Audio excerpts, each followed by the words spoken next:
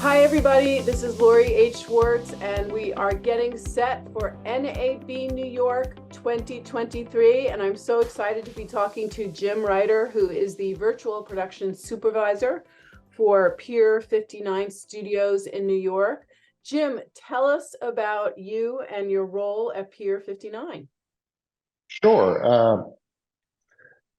My name is Jim Ryder, and for many, many years, I've been working in visual effects. I've been a visual effects supervisor for a number of years, so my job traditionally has been to uh, uh, help clients figure out how to create things for the screen that they might not be able to do practically, and figure out how we might execute that and consult on that, and then work with productions through production and then through post-production and the completion of the visual effects for that particular project. I've done that for many clients over the years.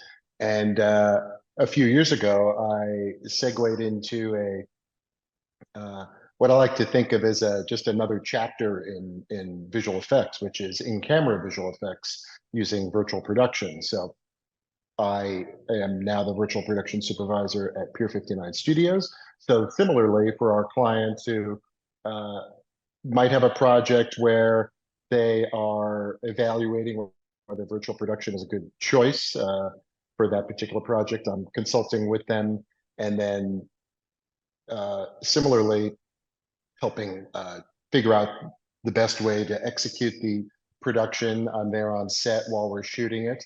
Uh, and the real plus of doing it this way, of course, is that there is minimal post-production, if not no post-production. So we're getting the finished effects in camera, which is very exciting. And when you really reference in-camera visual effects, can you explain what that means to people? Because I know most people, when they hear virtual production now, given the last year or two and the emphasis on it, they think about the big LED walls or volumes, Mhm. as some people call it. What does virtual production really mean, and in-camera visual effects? Well, there's a lot of it's variations on terminology, and yes, when we talk to our clients about virtual production, or people are coming here, when they think of virtual production, yes, they're thinking of shooting.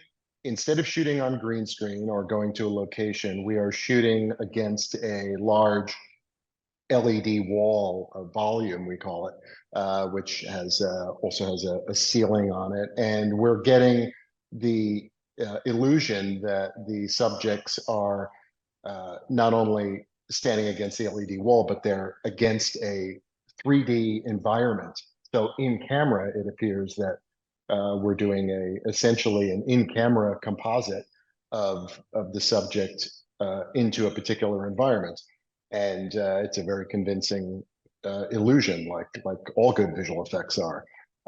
However, instead of doing it green screen, where you would then have to composite it after the fact, we're getting that effect in camera. So hence the, IC effect, in camera visual effects. And if we expand out virtual production, expand that definition out, what it really encompasses is any blending of the physical and human aspects of traditional production and performance with the digital. And so that can be performance capture, motion capture, where we're capturing a human performance and then using that to drive a CG character.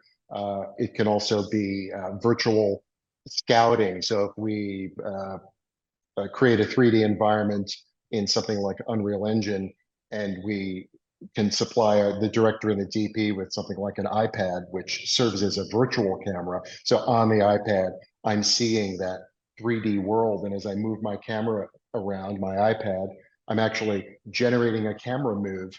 So a director or DP can say, this is how I would like this shot to be on this. And we can record that. And so we can actually do a very iterative uh, process where the pre-visualization we're doing is not just something we're doing off on our own, but it's something that the director and DP are integrally involved with. And so there's a lot of different overlapping technologies in virtual production besides just Just uh, the wheels. Yeah. just ICVFX. Also includes, you know, VR and AR technologies. All of these things, what all of these things have in common is real-time rendering. The idea that we can render CG content now in real time, and whether we're displaying that on an LED wall so that we can shoot against it, or we can display that real-time content on an iPad so a director can see what a scene might look like and actually execute a camera move. Uh, so all of that sort of encompasses virtual production. What about in terms of career opportunities for people right now? You know, there's a lot of traditional visual effects folks that are trying to figure out, okay, if the tools are changing, what should I be learning? And then also producers, directors, cinematographers, and then up and coming graphic artists. Like, where do you see their focus should maybe be, or the opportunities that will be bubbling up in the next, you know, 5 to 10 years? Well, on the visual effects end of things, there are, you know, scores and thousands of, you know, amazingly talented visual effects artists that have been working in traditional DCC tools, digital content creation tools, you know, Maya, 3ds, or, you know, whatever they may be, and to create content for traditional visual effects workflows. And I think it's it behooves people to become familiar with how to kind of retool that existing knowledge into uh, a lot of the real-time packages that are out there, like Unreal Engine. And it can be a very smooth transition to go from traditional packages, and there's still use for these traditional packages uh, for, you know, the initial content and asset creation, but getting that into Unreal Engine and sort of understanding that workflow is, I think there's only going to be more and more of that. Like I said, not just for ICVFX, but across, you know, many different facets of virtual production. And in terms of the types of technologies that you're leveraging at Pier 59, and ones that are coming down the pike, are there any that really excite you? Like you're just like, this is the greatest thing that's ever happened. Obviously, Oh, well, Unreal and Unity are big players in this space and sort of the center of the universe for a lot of virtual production. But anything else that's really spinning your wheels right now? oh yeah. I mean, there's the really exciting thing about having gotten into virtual production is it's constantly changing, it's constantly evolving. There's always new developments and always new technologies coming out that it, you know, can almost be a challenge to keep up with it all. But you know, the constant improvements of engines like Unreal Engine, you know, Unreal Engine 5.3 came out, which has amazing tools in it for virtual production that we didn't have, you know, 6 months ago. Uh, and the improvements in the fidelity of the real-time rendering with, you know, technologies in Unreal Engine like Lumen are giving you just an amazing photorealistic fidelity that we didn't even have, you know, that long ago. So the real-time rendering and the packages used to do that are still super exciting.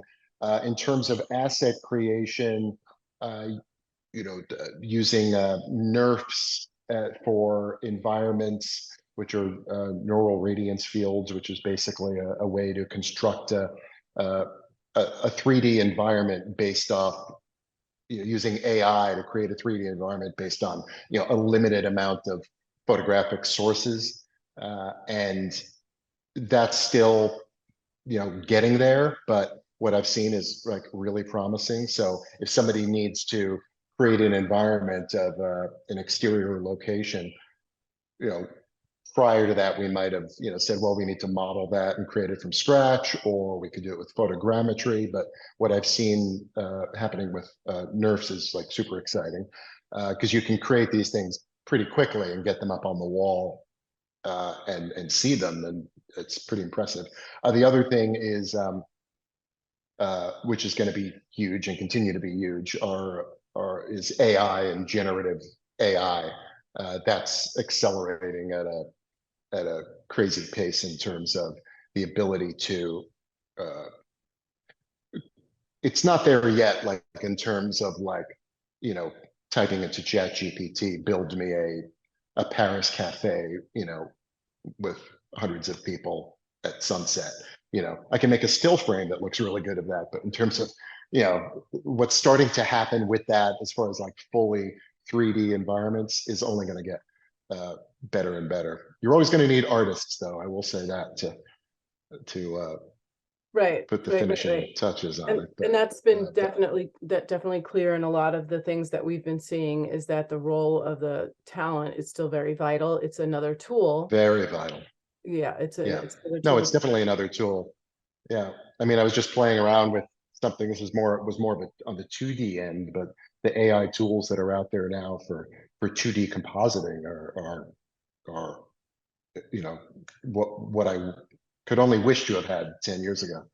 Right. It's insane how fast it's moving, and that's a really great point. And because it's moving so fast, what advice would you give someone who wants to jump into this world? You know, where should they start, or is there, you know, something that if you were starting out, you would recommend to yourself? In terms of just getting into visual effects in Yeah, general, or into virtual production. If you were to advise someone to jump into virtual production as a career, what would you recommend that they do?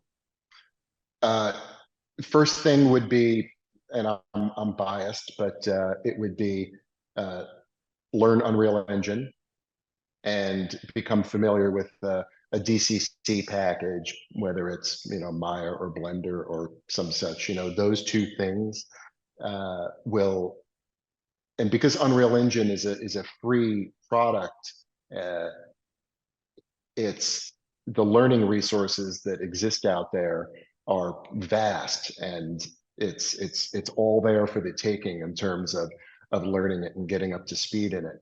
The other thing is, uh, whether you're evaluating what area of visual effects you might want to be in, or whether you've decided I really want to work in real time and virtual production and I want to emphasize Unreal Engine, uh, it's to do things, to create things, to pick a project, say, I'm going to, because otherwise you're learning bits and pieces all along the way. And like I said, it's a vast, you know, so many different disciplines.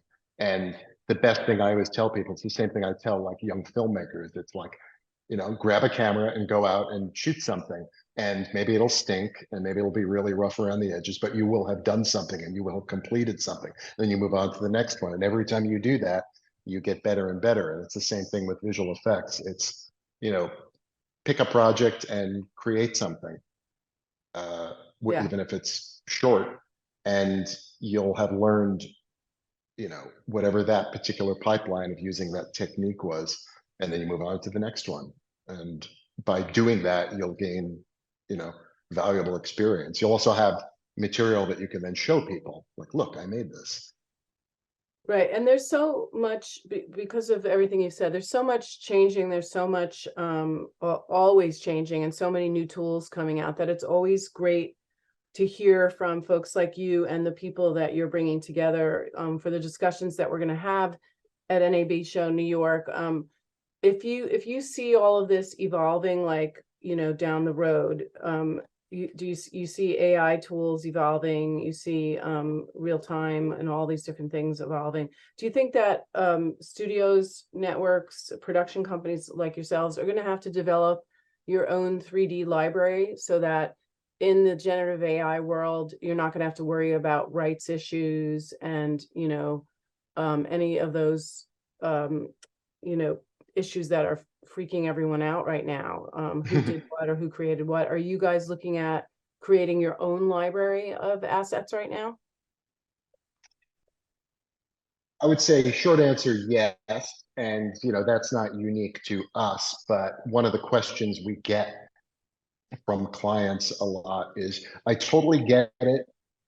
I get what you're doing here. I get why this is valuable. I get why I want to do it. Where do I get uh, where does the content come from? It's like productions understand, Yeah. and because again, these are clients who maybe aren't used to a visual effects workflow. So, you know, a producer might know like, oh, well, if I have to build a set, I know I talk to a production designer and they get an art department, they build the set for me.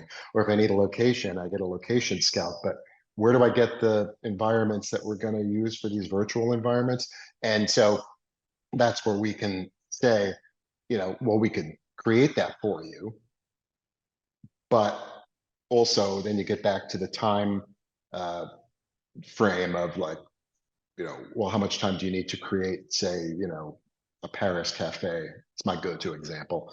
But so having a library of some stock environments that could then be modified is useful, whether it's we've got a, exterior New York street or the inside of a restaurant or the inside of a retail store that a client might be able to say, oh, that's great. Could you repurpose that? And, put our signage on it and we might be able to use that. And that's something we might be able to turn around far quicker than creating something from scratch. So uh, having like a library of high quality assets is definitely, has value to clients, and it's something we're looking at. I love that too. I think that's the best advice to give to any studio right now. Just a last question. We know that you participated in the Unreal Fellowship Program. Do you think that every producer, director, all these different folks that are in the creation chain should have exposure to building in an engine like that? Like, was it a really significant moment for you to participate in the fellowship? Oh, it was huge. In fact, I would say doing the Epic Games Fellowship was the most uh, you know intense, educational, and rewarding experience that I'd had in my adult life. It was a real game changer. It was super intense, 5 weeks, six technically. I think everybody walked away from the fellowship with just a greater understanding of what can be done in Unreal Engine and just the workflows involved. So I highly recommend. And if you, because I got to take a just a accelerated course with Disguise. So Yeah, I we did the used, same one. Yeah. yeah, we used Unreal for a day and we used Disguise. And I'm never going to be doing that myself. I mean, I should never say never, Mhm. but but it was so eye-opening to me about what needs to what people need to do, what's going to be happening in our world, how it's going to grow.